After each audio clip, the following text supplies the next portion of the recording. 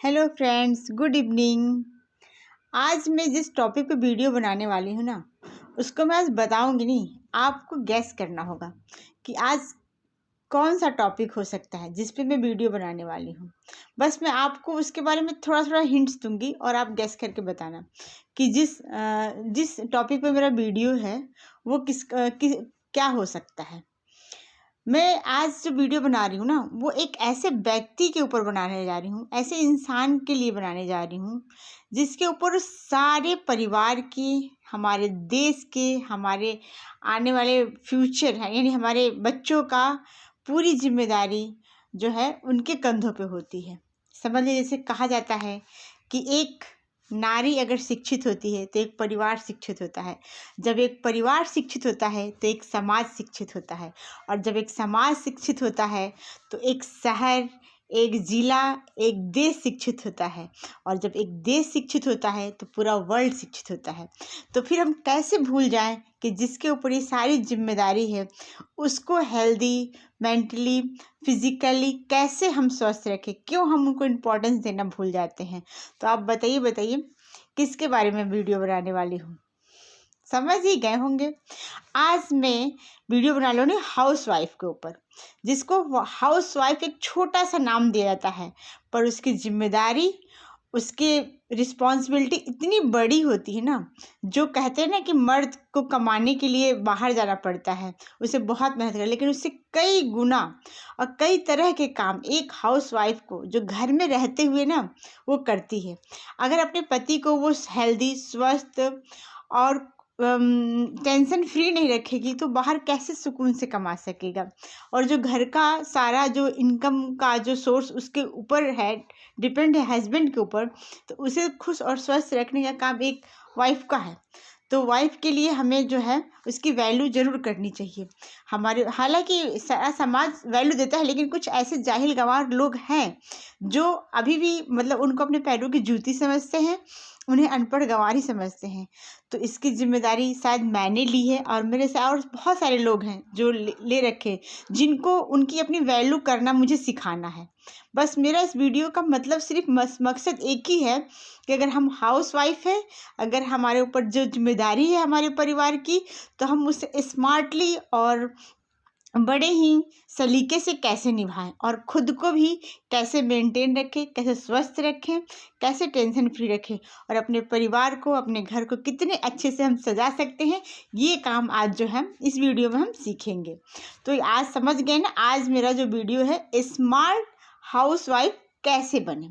इसके मैं कुछ ज़्यादा नहीं पर 7 टिप्स बताने वाली हूँ, जिसके लिए हमें क्या क्या करना पड़ता है। हालांकि होती तो सब है, स्मार्ट ही होती है। जब एक परिवार को चलाती हूँ, हर अपने अपने लेवल पे सब चलाती हैं, लेकिन अगर इसमें थोड़ा सा अपने को डेवलप कर लेते हैं ना, थोड़ी सी स्किल डाल देते हैं, तो हम और भी अच्छा कर सकते हैं, है ना। एक सलीके से, एक मतलब मैनेज तरीके से हम इस काम को कर सकते हैं। तो बस आज के वीडियो का टॉपिक हम स्टार्ट करते हैं बिना समय को गंवाए हुए। अगर मेरी वीडियो आपको अच्छी लगती है तो मैं ये नहीं कहूँगी कि आप लाइक कीजिए, लेकिन हाँ, कमेंट ज़रूर कीजिए, मेरी वीडियो के नीचे कमेंट कीजिए। और किस तरह का, क्या मेरा टॉपिक बिल्कुल सही दिशा में जा रहा है, क्योंकि देखिए मैं एक टीचर हूँ, मैं शिक्षा पे भी वीडियो बना सकती हूँ, जो कि आजकल बहुत सारे लोग यूट्यूब पर दे रहे हैं, लेकिन मैं उस जड़ को जागरूक करना चाहती हूँ ना, जिस पर ये पूरा इमारत टिकी हुई है। आज हम जब तक उसकी हम रक्षा नहीं करेंगे, उसे हम जागरूक नहीं करेंगे, हम उसे शिक्षित नहीं करेंगे, उसकी वैल्यू को हम उसे नहीं समझाएंगे ना, तब तक पूरा ये जो बिल्डिंग बनेगी ना, वो सब समझिए कि बेकार है।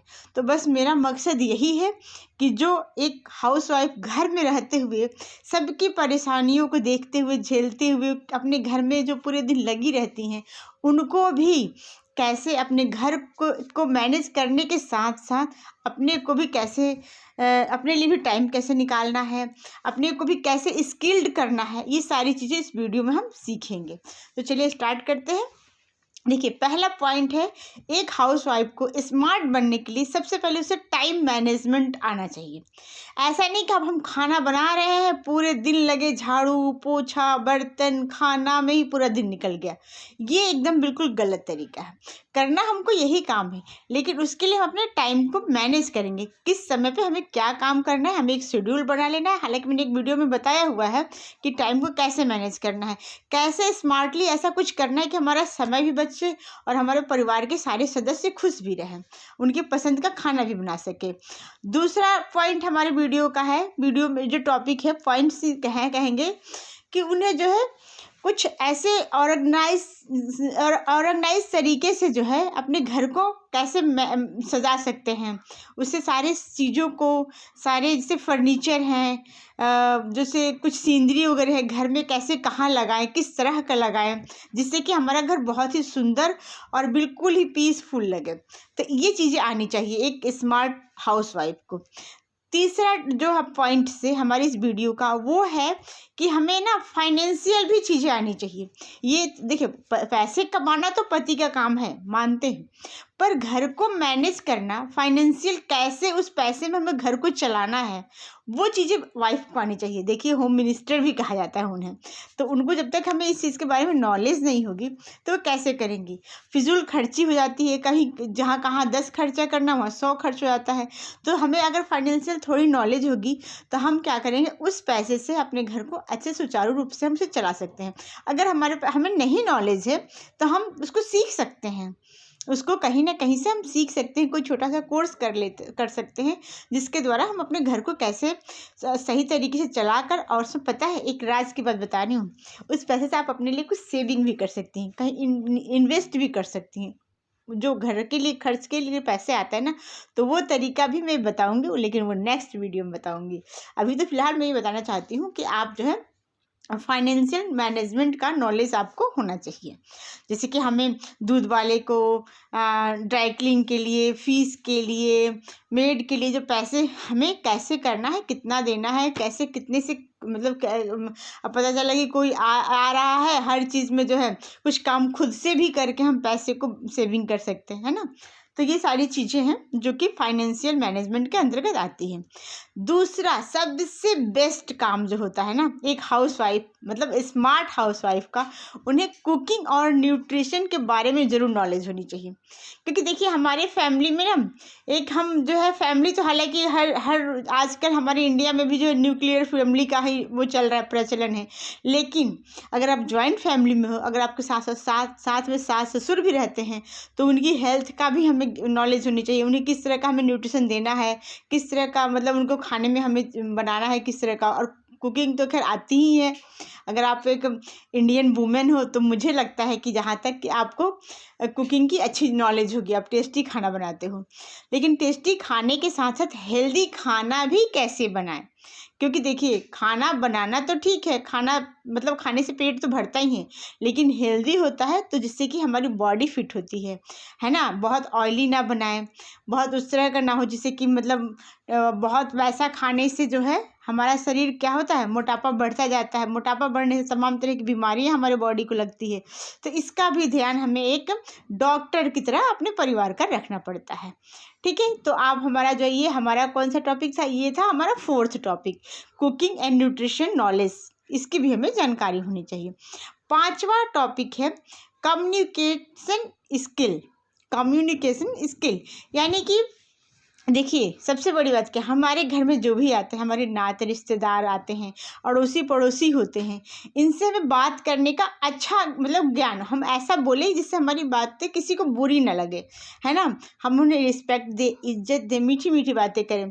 क्या इससे क्या होता है, हमारे परिवार का भी, हाँ, उनकी बहू या उनकी वाइफ या उनकी मदर इस तरह की है कुछ, एक अच्छी सी समाज में क्या होती है, हमारी इमेज बनती है। तो हमें बात करने का तरीका भी आना चाहिए, हमें ऐसे वैसे कोई भी शब्द नहीं बोलने चाहिए जो किसी को बुरी लग जाए। तो ये हमारा जो 5वां वो जो है पॉइंट से हमें कम्युनिकेट करना अच्छे से आना चाहिए। दूसरी, हाँ, अब है 6ठा जो है प्रॉब्लम सॉल्विंग स्किल। यानी हमारे पास, चूँकि हम एक हाउसवाइफ हैं और घर में जो है हर देवर हो गई, ननद हो गई, बच्चे हो गए, हस्बैंड हो गया, बहुत सारे लोग आते हैं जो अपनी प्रॉब्लम्स को लेकर परेशान हैं। तो हमारे पास इतना माइंड होना चाहिए कि हम उनके प्रॉब्लम को सॉल्व कर दें। मतलब हमारे पास एक ऐसी स्किल्स होनी चाहिए, हमें इतना ज्ञान होना चाहिए कि हम किस तरह से सबको टेंशन फ्री कर सकें।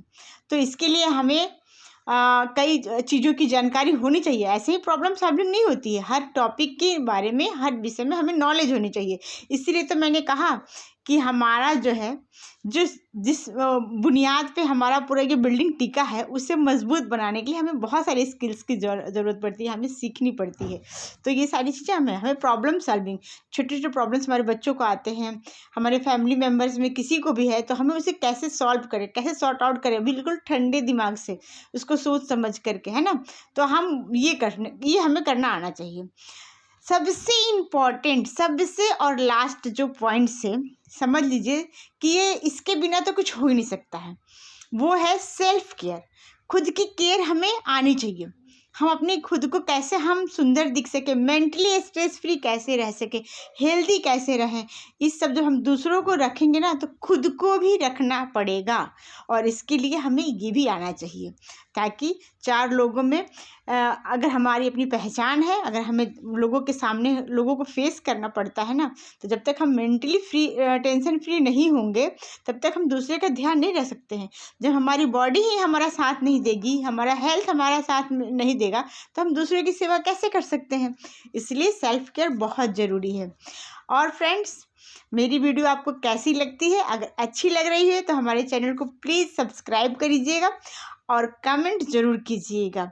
अगर अच्छी लग जाए तो लाइक भी कर लीजिएगा। ओके, फिर मिलते हैं नेक्स्ट वीडियो में। Bye bye.